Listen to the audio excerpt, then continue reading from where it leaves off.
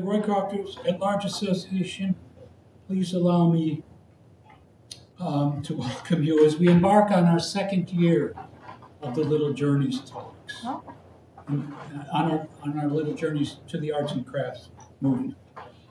It's truly been a gratifying first year. I'd like to thank all of our staff, board, membership, our neighbors, and our hosts who make it all possible. Sincere thanks. Soon the 2025 Little Journeys schedule will be on our website, and I'm sure you're looking forward to it. But you can count on it being on the even months, the first Wednesday of the even months, with the exception of April, I think. I think the April Little Journeys is going to be on the first Thursday.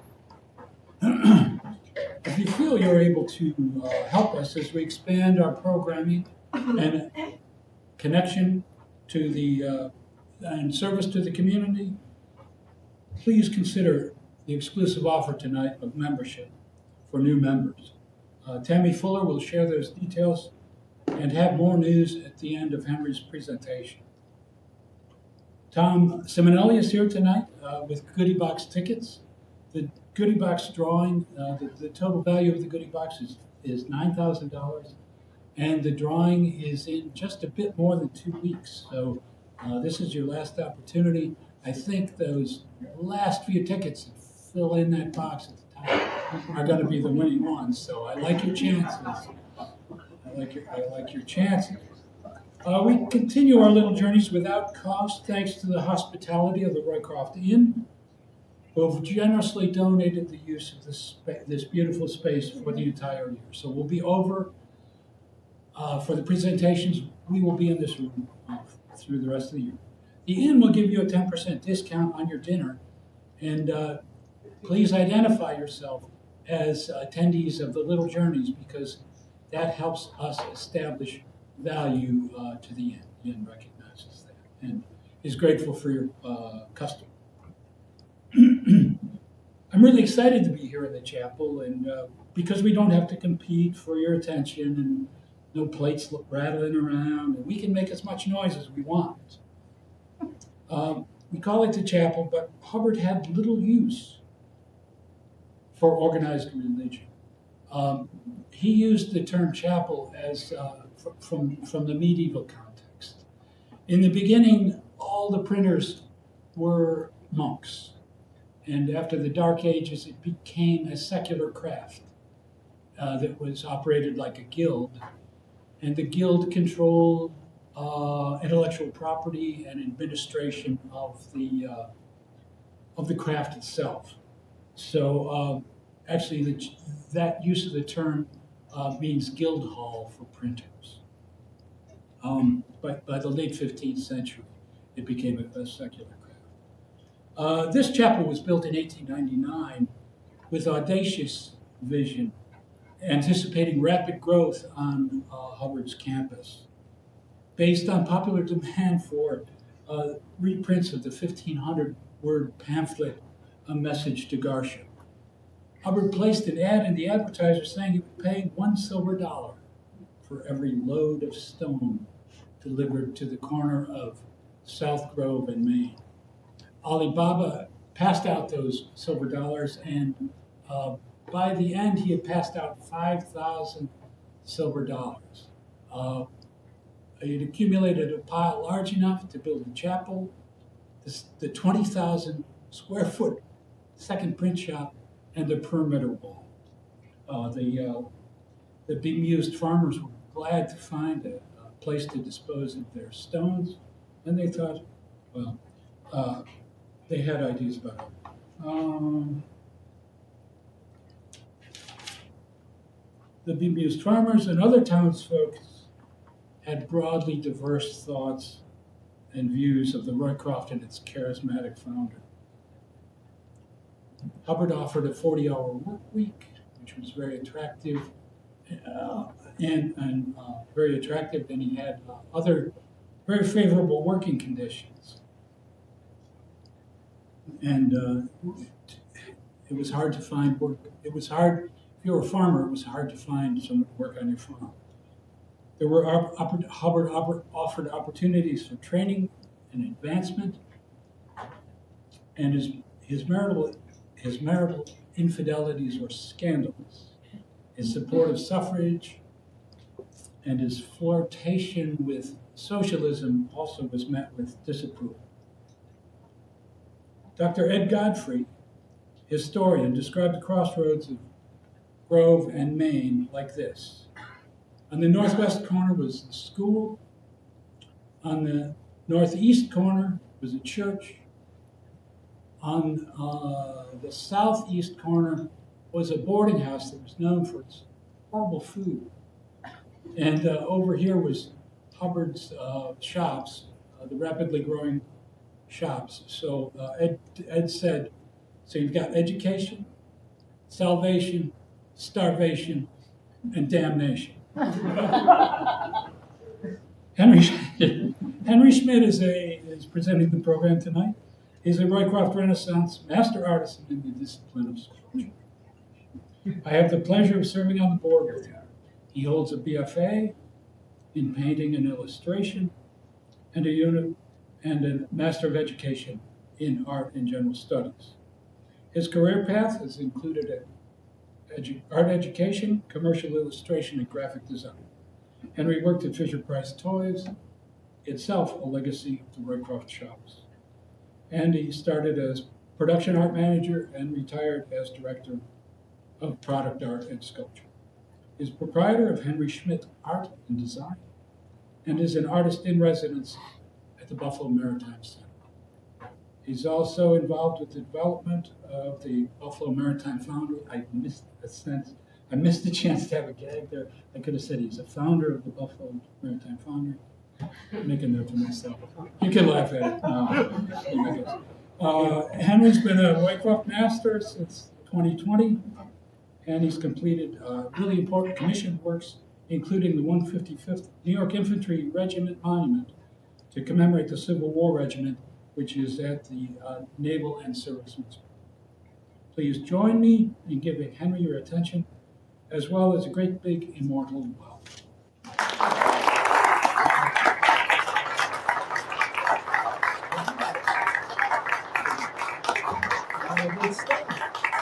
Well, thanks everybody for coming by tonight. I appreciate your attention, and I'm really excited being here on the campus and being able to do this presentation. Talk a little bit about Mr. Castle, a little bit about myself, and see how his work influenced me and the lessons that I got from my little journey through his studio, which was a very unique experience, and to get to talk to him and be with him even for a short period of time.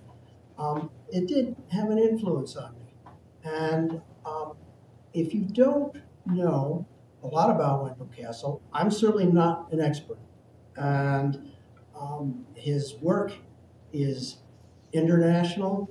It's very well known through the design circles.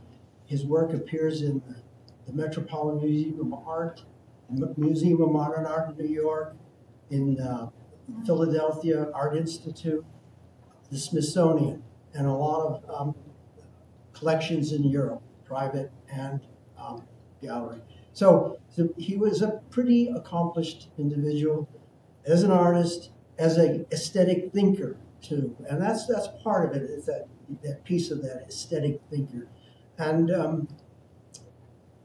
he is very unique, and it is something that this journey for me, it did influence my work, and I'll show how that did happen. So, he created art, he created design for 50 years. Okay, 50 years. So, a lot of work and a lot of artistic language there. So let me start with a quote. Okay, the future maker creates with his hands as well as his imagination. As in the best painting and sculpture, it is sometimes difficult to determine which came first, the act or the idea. It's a really interesting concept there. When you start thinking about process, a process that leads to that idea, and how that kind of works. And you will see that sort of thinking throughout this presentation. All right? So keep that in mind, especially that which came first, the act or the idea. One thing that he was a huge advocate was drawing, drawing, drawing. He did hundreds and hundreds and hundreds of drawings. And this is the way he thought about form, about ideas. And one thing he did say that he quoted, one of his quotes was, sometimes he didn't even know what he was thinking about when he did the drawings. So they're kind of an automatic thing going on, which is a really interesting creative stream of consciousness. And there again, then taking those drawings and looking at them in terms of form, and how does that drawing morph into a three-dimensional object, and how it exists in space. I love this shot because I think, if anything, it really tells a story of how he approaches things. And model making was a big part of the process. And a lot of artists do employ this. And that's one of my criticisms generally about artists, especially young artists. They don't take the time to explore. They don't take the time to work out an idea. And referring back to my years at Fisher-Price, it was all about model making. It was about taking ideas, bringing them into form, and then showing them, and then crying after when they tell you it was no good. And here's some of my colleagues in the front row that I work with Fisher-Price, all designers, great talents. And another person in the back, Bob Worster, he actually took this journey with me as well. He ran the sculpture department.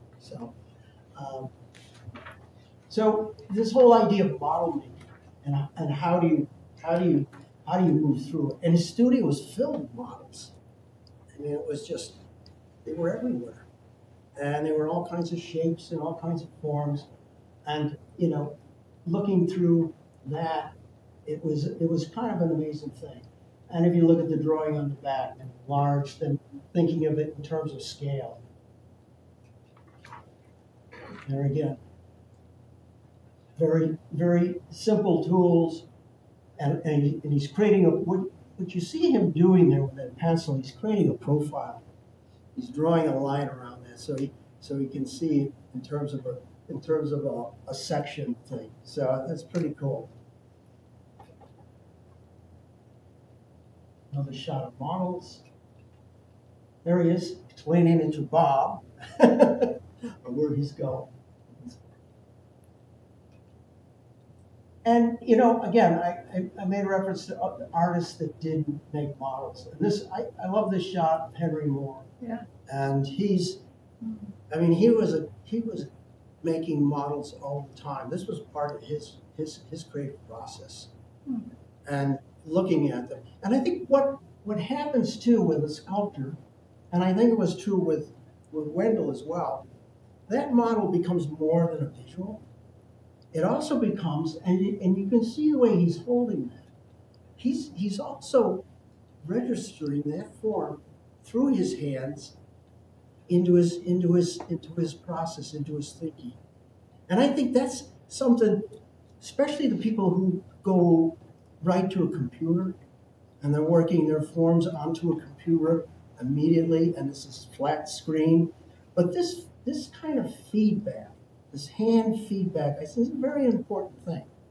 And I think that's why this picture of Henry Moore, and you can just see the shelves are filled. The way he's looking. And I love the tie. He's wearing the tie. But and I looked at him and said, it's that hand thing. And it's that feeling for the hand that you're not only getting a visual, but you're getting a spatial, tactile thing that your brain is working with. And his studio was cool because he had these large pieces of furniture there, and he had, so I think he was bringing reference to scale as well as he's working. So you got this kind of this complete circle thinking. This was one of the techniques that he used on furniture. I mean, he used a lot of different techniques. This, at the time we were there, he was working on a number of pieces using this laminated process. Now, there's a good story about this because he said where he picked this up, this whole idea, and he said when he was a kid, 14 years old, his father, 13, 14 years old, his father had this like magazine. It was like a Craftsman, like mechanics magazine, but these the kind that they did in the 40s and 50s. They always had projects in them. You could build this bookshelf. You could build this stuff. So what he came across was a duck decoy. All right, and this duck decoy had this way of building it in layers. And I listened to one of his talks online, YouTube, and he's in his, at the end of his career, he's referring to this duck decoy that influenced him when he was a kid. So it was very interesting that stuck with him. And I think that's part of the, as creative people, we look at that, and if you really sat down and thought about what you do and where did that come from, where did some of that stuff come from? And I think so. I love the story of the duck decoy. Yeah. So this is basically one of the techniques that he used to create his forms. And you can see it here as it evolves. And very interesting to see how that took place.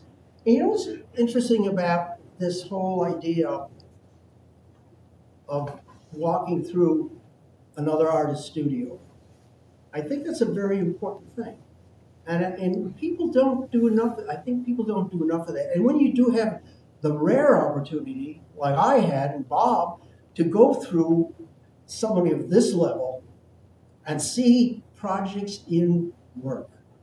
Because you go to a gallery or you go to a museum or you go to a show and you see the finished product. You don't really get a feel for how that evolved, or the sawdust under your feet, or just the environment, because that's part of it too, because you're in this room and the environment, then you look around and if you're sensitive to those influences that are all there in the studio. So I would encourage you is to, if you have a chance to visit somebody's studio, you go. And it's a great experience, and it will enhance your work, I think. And I love the Picasso story about Picasso, and I think he was going to Brock's studio, and he said to Brock, he says, listen, I'm coming to your studio, I will take whatever I want in terms of thinking and ideas. But he said, but when you come to my studio, you take whatever you want. So I think that's that collaborative thing that goes on. And also, Wendell was not hung up on these little proprietary techniques and how to do something, because he said if you had to worry about that, your work wasn't where it should be. So he was never worried that, and he did say teach people how to do it. And he was a great educator, and a lot of people were influenced by him in his school, and he was an artist in residence at RIT. He started in 1988, and throughout his career, he had that collaboration with RIT, which was a great thing for students that went there. And I know there's, it's just part of that whole process that made him a lot of what he was. And here again, you're getting to see how that form evolves. There again, look at the studio. Look around. What's there? How many projects are there? It's like, how did he even put it on, set it up to carve it? You know, how did, the whole thing. These are all little things that, as you think about your work and you think about what you do, you take in, you know? Wow. And then, then that hand thing that goes on. I saw a video of him with these forms. He's got a chainsaw, and he's going over the surface with a chainsaw to bring the stepping down. It was amazing. And again, it's just like when you look at his work, that tactile thing that's going on, that awareness of that form, and I truly believe he learned that when he had that model in his hand. And when he learned how that surface moved under his fingers, it stays with you, and then it translates into something how this is working. And then again, the handling of the tools, and he couldn't help himself. But we were talking to him. He couldn't help himself but pick up the tool and start working on the. When we were talking, start to talk about this stuff. So it's like it was very, very interesting to see that, and that whole idea of for me, and what I observed was this different. It was a sense of a certain consciousness that always is present in his mind. It never leaves, even when you're having a conversation with somebody. It's not leaving, and he's scraping the wood, which is very, very cool. And you can see this coming to more of a finished state.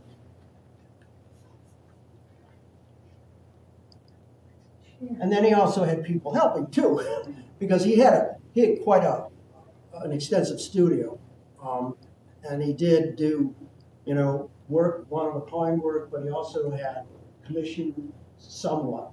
And his commissions, I would think, are interesting because it's not commissions in the same way you think of commissions.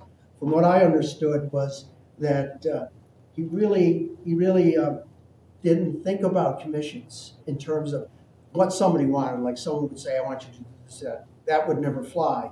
And one of the quotes that I did pick up, not from the visit, but afterwards post was, as when it comes to commission stuff, it's like no one would ask me what I would ask me to do what I would make. Meaning there was nobody out there that could actually come up with what he would do. So that's kind of a neat thing. This is a neat shot because it shows, certain commercial sensibility he had, which was great because he had this sense of galleries and commercial and how to navigate in that environment as well, which made his work added to the success of his work. This was actually a dining room set that they were working on at the time, and that was the table. Wow. Wow. So, and again, I like the piece in the back that's in the staining stage. This was one of the finishing staining areas. A very interesting studio shop, and the way it was set up. Each area had its function, and it was very, very neat. So, and they're again very different. Every piece is different, and it's interesting in terms of you look over his work, and I'll show some examples of that. The vast vocabulary of form that he had developed was amazing. It was interesting because you kind of knew it was Wendell Castle, but it was so, and it maintained a whole atmosphere of difference in everything he did, which was very interesting. This is one where they were working in metal. They were actually, expanding the whole idea of what materials do you use, what you don't limit yourself to. Aluminum. And he also did this chair in bronze. So he was not afraid to push the envelope in terms of how materials work and where to go with them. And everything he did, the craftsmanship was unbelievable. It was incredible. a chair that was being silver leafed. We did a whole series of things there.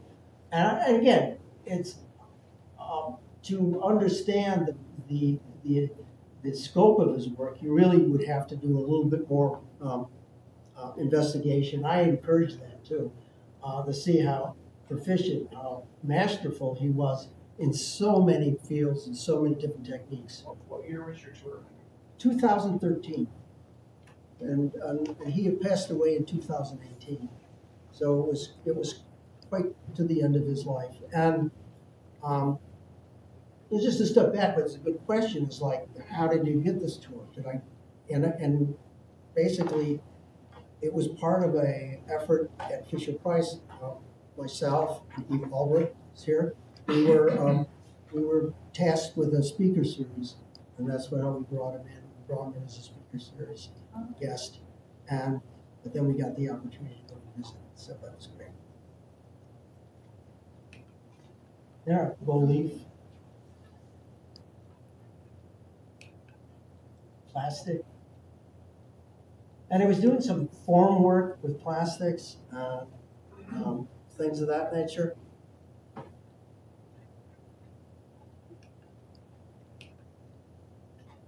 Surfaces, color. I mean, the sky was the limit. Nothing was out of the consideration, you know.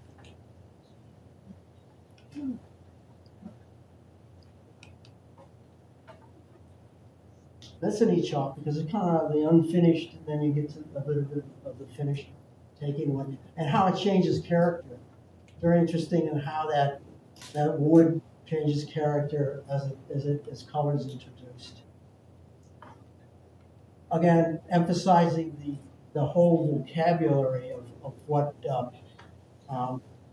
he was capable of doing.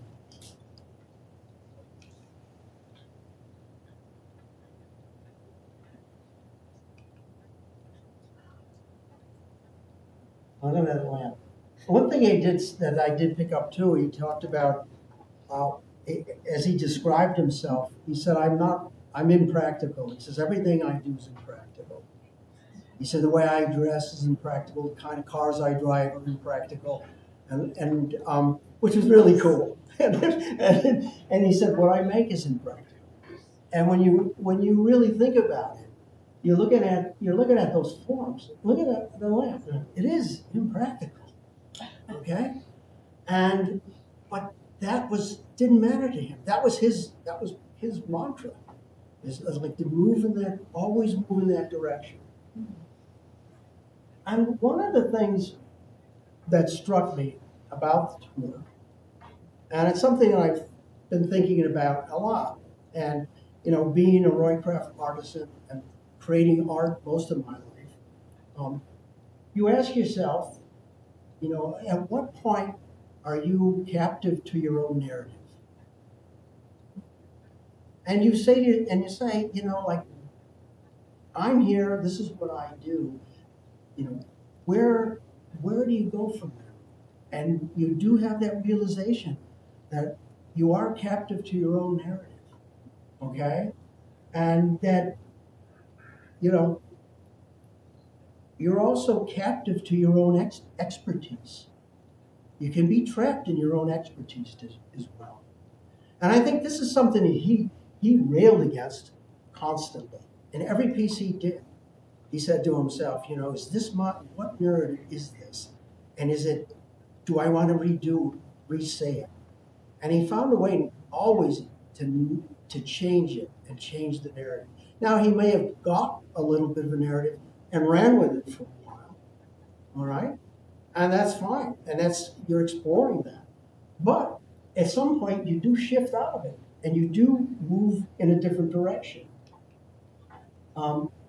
This was one of his watershed pieces, and it was the music stand, and it really got everybody's attention, started getting people's attention. And 1964. Now, I love the story about he told us that he had one of these, he did a number of these. I guess he sold a few. And I don't know if if my memory serves me correctly, that he had the original one he kept. The original one he kept. I thought that's what he said, but it may have been one of his copies that he worked at. And he said he had it, and some guy called him and said, I want to buy it. And he didn't really want to sell it. He said, oh, I really want to sell it. The guy said, I really want to buy it. So Wendell said he put this incredibly outrageous price on it, and the guy bought it. You know? The other thing I love that he told us, he said his first show that he had his furniture, he had his stuff, didn't sell anything. And he said the second show, basically the same stuff, he doubled the prices and he sold everything.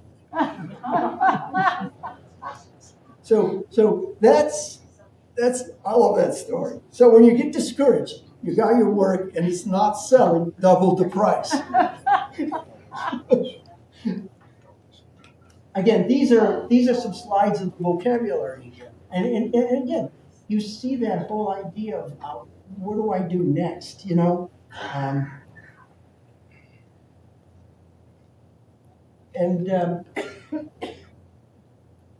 Again, the whole idea of form, and you know, look at it, it's a chair, right? It's a chair. But if you didn't know it was a chair, you probably think it was just a piece of sculpture. Yeah. And one thing he did, he was very, very adamant about is that he made furniture. He did sculpture, but he said he was a furniture maker. You know, and practical as that is, he's still a piece of furniture. To something like this, where he did a whole series of these real, very representational carvings that incorporated on the furniture. He would carve in the tablecloth and a hat or a pair of gloves on the surface, which was, you know, was this kind of almost surrealistic kind of painting thing going on in wood, you know. It's just a pure piece of sculpture.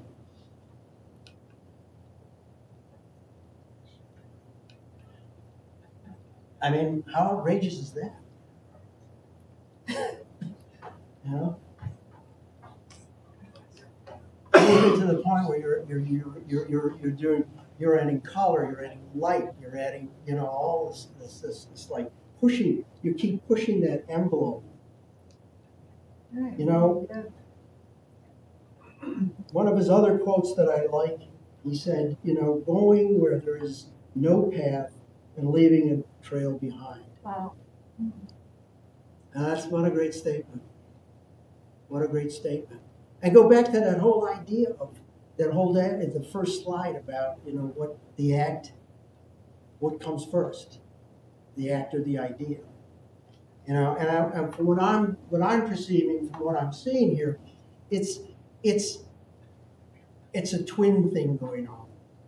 The act and the idea are simultaneous. They have to be simultaneous, because if you try to separate that, then I don't know how you do that. I don't really know how you do it. A lot of people think they can separate it or think they do that, but it really doesn't happen. Even if you keep doing the same narrative over and over and over, that act still is generating the idea. Scale. I mean, like, you take that out of a room and you put it outside. It's amazing how that transforms. I mean, and there's a certain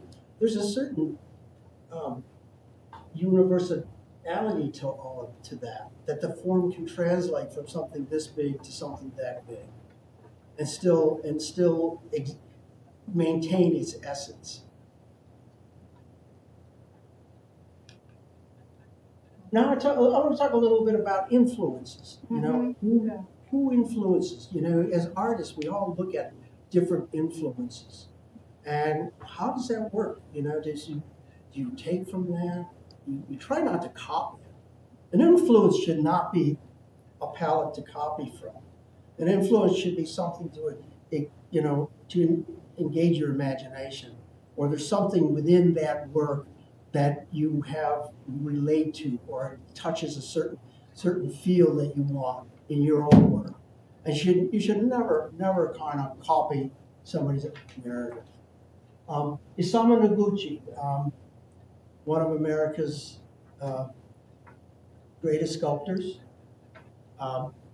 His work is, again, very similar to Wendell's work in terms of the vocabulary that he uses and the different forms that his vocabulary takes. As a young man coming out of college, he was a master at representational art, literally a master at representational art. And then he quickly moved out. Now, Noguchi also did a lot of furniture. He did furniture, he did lighting. A lot of these paper lamps that you see are outshoots of what he established. He did ceramics, he worked in stone, he designed environments. It was amazing. And again, and I could see Castle looking at this and feeling that kind of sense of, again, how do you move the needle. The other one was G9. And his forms, if you take a look at the ones on the back, I mean, obviously you're seeing this influence here of those forms. But again, it's the whole idea of where, art was going in terms of some of these simplifying concepts in terms of spatial relations and things of that nature, which resonated. And all of this stuff, all of this you absorb in.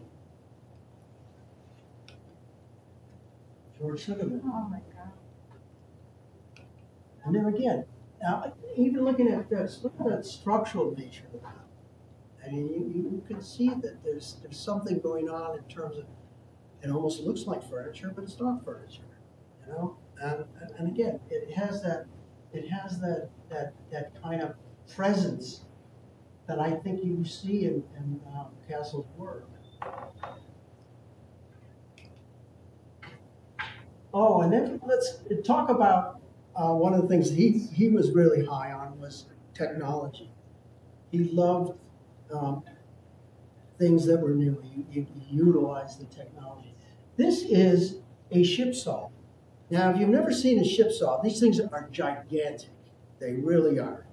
And actually, it's set into the floor. They had to dig to get it, to fill it. They had to sit that into the floor. Now, if you do want to see one of these, we do have one at the Buffalo Maritime Center. And it dates back to 1903. And it is pretty much the same thing. We don't have it stuck in the floor, but we do have it there. And you can cut enormous pieces of wood out of it. I mean, the band is like about this thick. It's incredible. So there's a bandsaw. That was in his studio, which they must have used at some point, right? So, and then we go to a 5-axis, 6-axis CNC machine, where you embrace the technology, embrace scanning of the forms, and then getting them using the technology to create the forms. But he never left the idea of drawing, and he never left the idea of modeling. He never let that substitute that process. But this is a CNC machine, and if you don't know what a CNC machine, it has like a router kind of thing at the end that has a bit, and it will go in and cut. But this thing does it in 5 dimensions, which is pretty cool. Okay. He said they call that Mr. Chips.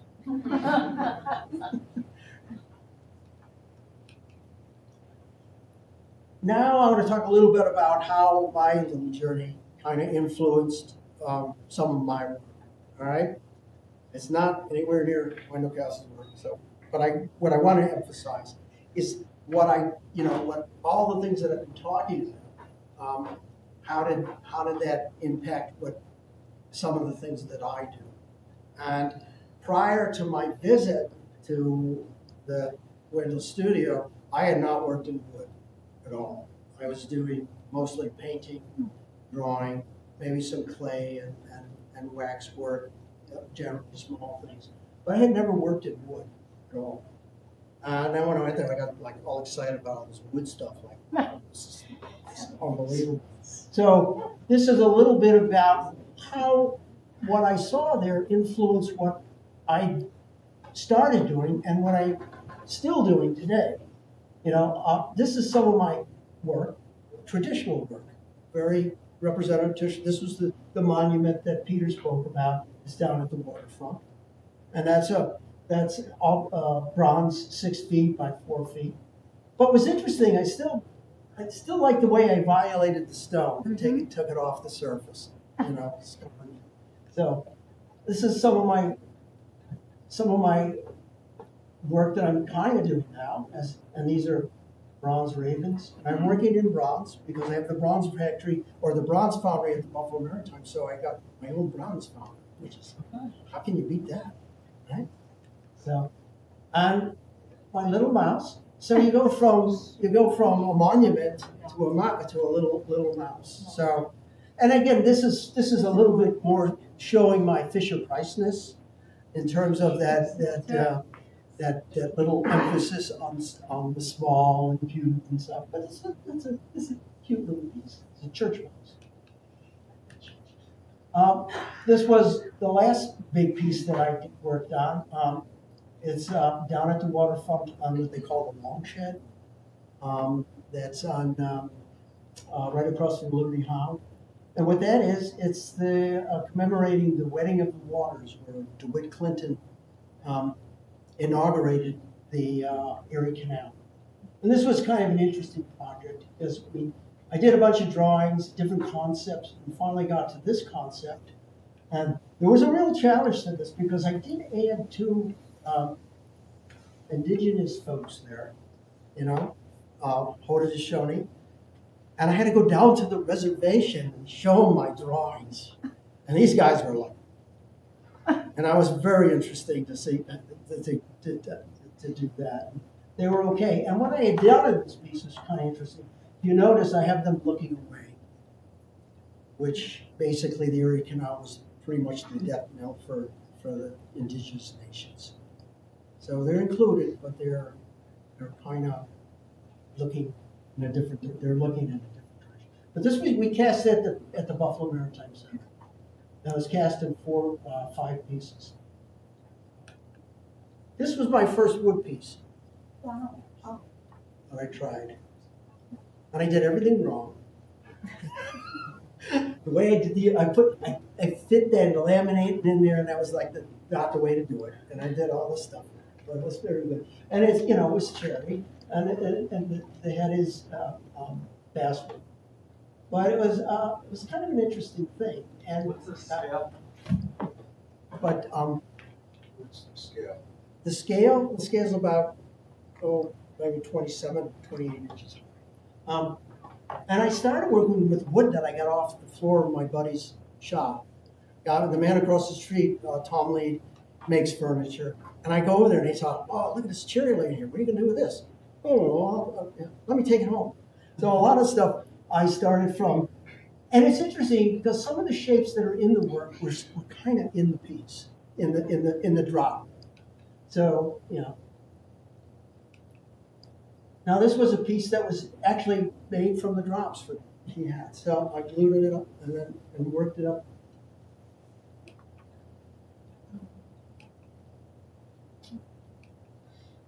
And here I mixed a bunch of stuff, put some stone in there, did a little painted wood.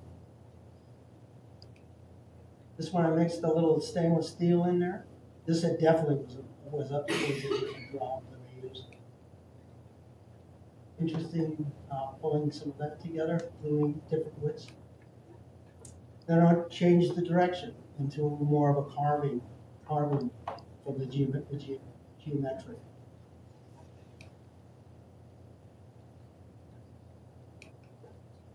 And this is an interesting piece. That's mahogany, and the piece of wood I got off the floor at the Maritime Center.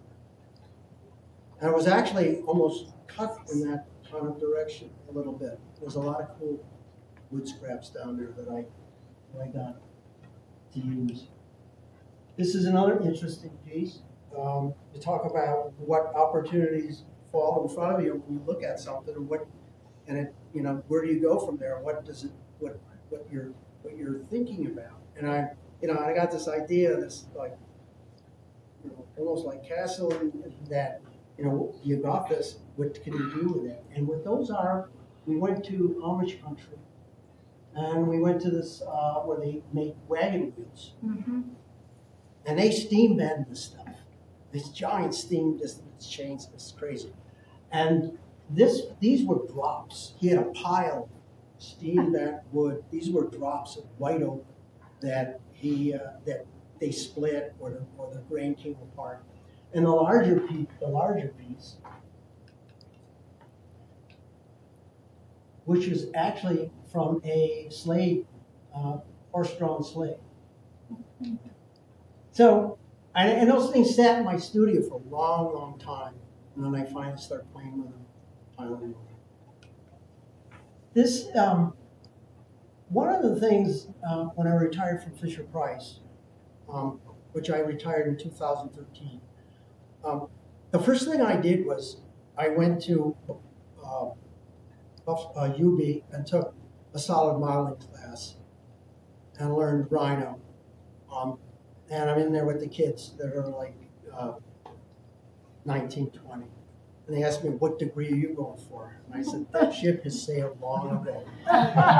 So, but, you know, I had this thing about, I was exposed to so much 3D work at Fisher-Price. I mean, the engineers were working in solid modeling. Bob Worcester was working in freeform, which was all digital work. I touched a little of it, but never got to learn any of it, really. Which, thinking back, I wish I would have gotten into it a little bit more. So right away, I went to UB, took this class, and that little class has served me immensely in the last 10 years. It really has. Again, my way of working, drawing, a lot of drawings. If you have a chance and you would like to, I put 3 sketchbooks on the table back there. Take a quick look through those drawings. I constantly draw, and in so many directions. But take a good look at those if you have time. Take a look at those sketchbooks. Then I transfer that sketch, you know, more into geometry that I could use in terms of cutting. But in this case, I did it by hand. I did it. So now I move the bronze work that I was doing, and try to incorporate the sense of the wood and how do those two function together. These pieces, this one's called Thought, and that one's Memory. And those were Odin's 2 ravens that he sent out every day and they'd come back and they would report what happened in the world. So that's Thought and Memory. So now you're seeing how that class paid off.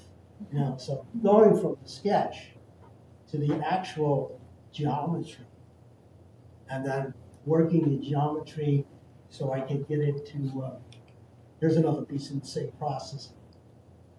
Okay? And then I have the geometry, have the scenes here.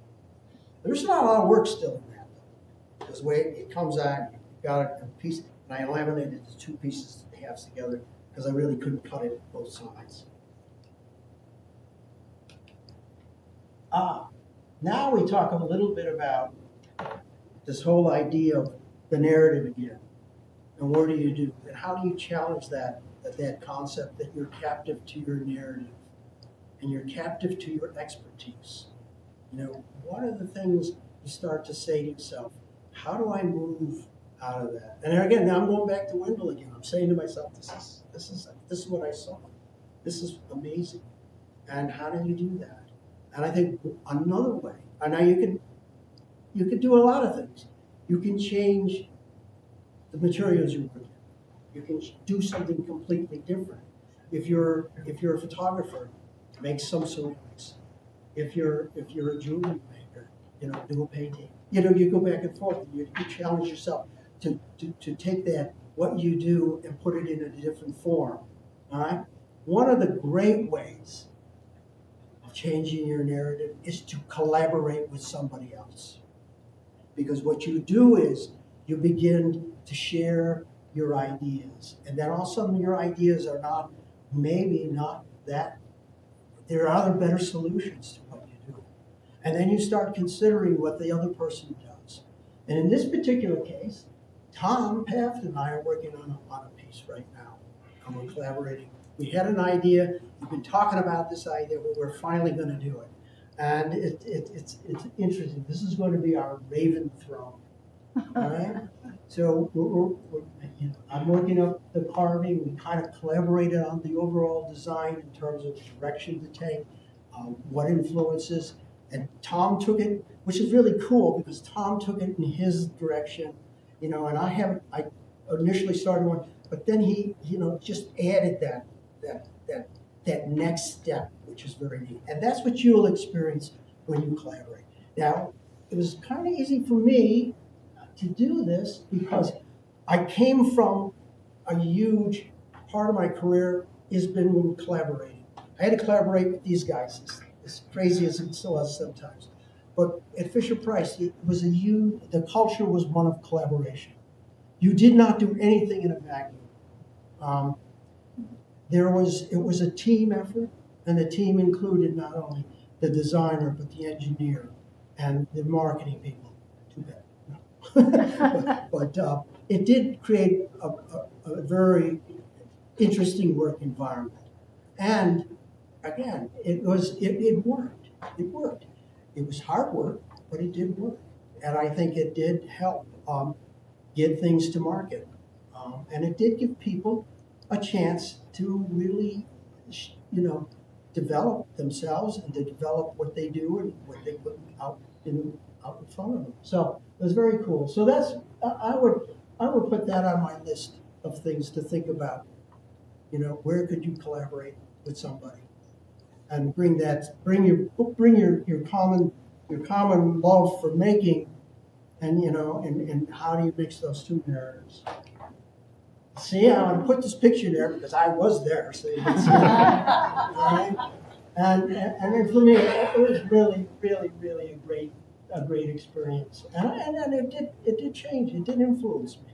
Yeah. And I think when you do that, you have to open yourself. It's kind of a Zen thing when you go into an environment. They say you have to open yourself to the environment and take in what's in there and have that heightened awareness of the nuances of that environment. You go to a gallery and you're usually overwhelmed. There's so much stuff there, and it's like a Tower of Babel sometimes. But in a setting where this man was actually working and thinking, there's energy there. There's a lot of energy there but you have to be open to that energy. Wow. And I love that shot. Yeah. I mean that is that's just says. I think when you look at the culmination of everything you did, everything was about that photograph really hits the mark.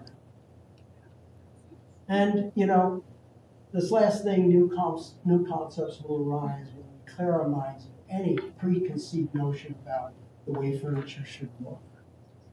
And I think that's a great statement. It goes back to the first quote of that where you are is the process and the outcome, and it's that whole process manifests the outcome. But I think that's a challenge to any of the creatives in the audience is to take that leap.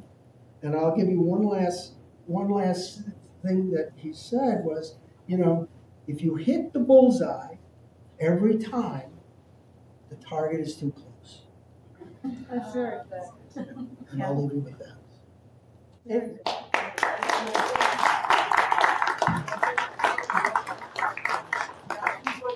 But Christmas card that's out in front of you, that's one of his precepts. Right there. And after, if you look at, he had these rules, which is great. He had these rules, and you're welcome to come and look at those, and they're pretty cool. These are the precepts that he worked. This is Oh. his drawing. This is actually. Yeah. So take time and take a look at this. It's really good. Yeah. So there it is, everybody. Any questions that I can? Yes. Yeah, I'm wondering if you had come in contact with another artist from RIT, Albert Paley. He was a sculptor too. I never met Paley, but you know what? They built one of his pieces in a fabric. There's welding shop on the outside of, just before you get off of Maple Road. It's American, I don't know, American Welding or something. General Welding, right? And it was interesting because General Welding actually built one of his pieces. And every day I come to work, I get off and go on down the Maple, and there's this, I go, what the heck is that thing? And it got bigger and bigger and bigger, and I found out it was one of his pieces. It was a huge piece. But that's a whole other story. It is, yeah, it's a very interesting sculptor. Yeah, very interesting. And that, like I said, that's another story. I never got to very, meet him. very large pieces. Yeah. There's one at RIT, yes, for instance. He does some great stuff. So there are some amazing talents at your world-class, amazing talents that are floating around. Okay? Any other questions? I'm sorry that I missed. Where is your shop? Where is your workshop? My studio? Yeah. Well, I work out of I work out of 3 locations. I have a home studio, all right? And then I also work at the Buffalo Maritime Center where I have space, foundry, we have a foundry built there, and I work there. And if I want to work on a large wood piece, they have cranes, it's an amazing place. And then I also work at the Tri-Main building with a partner of mine, Bill Cope, who did the Jimmy Griffin out in front of the ballpark, and he's done a lot of work around town and in Forest Lawn. We've collaborated on a lot of pieces, but we have a CNC machine there that we both own. So I got 3 places that I work out of. So yeah, anybody wants to come and visit my studio, you're welcome. Will you steal from it? No. Except Dave. Everybody except Dave. Where was Castle's studio? Oh, it was in, that's good question. It's out south, a little bit south of Rochester, of RIT. It's in Scottsville, little town Scottsville. Now, I guess the studio is now a school. It's called the Wendell Castle Workshop. They just opened, So they must teach courses there too, which is great to know that actually happened there. What happened to the rest of the work and some of that, I'm not that sure. Who cared? I know some people carried on with some of the product lines that he had developed, but I don't really have a lot of knowledge of that. You mentioned General Welding, and I was told that they built a giant dinosaur sculpture for the San Diego Zoo. I don't know if that was. I never saw it, but I did see the paleo, and I watched it grow every day. It went by, so it was pretty cool. All right, thank you, everybody. One last thing, I did bring 3 of my sketchbooks on the table, so if you got time, take a thumb through those. All right.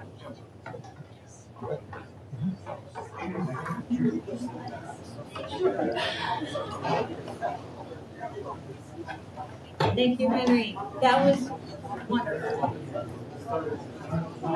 So if I can keep you here for not more than 5 minutes, I want to close with a couple remarks as we go away from a year of hard work and we enter what is now, what we can officially say is the opening lecture of the 2025 For All Little Journeys Speaker Series.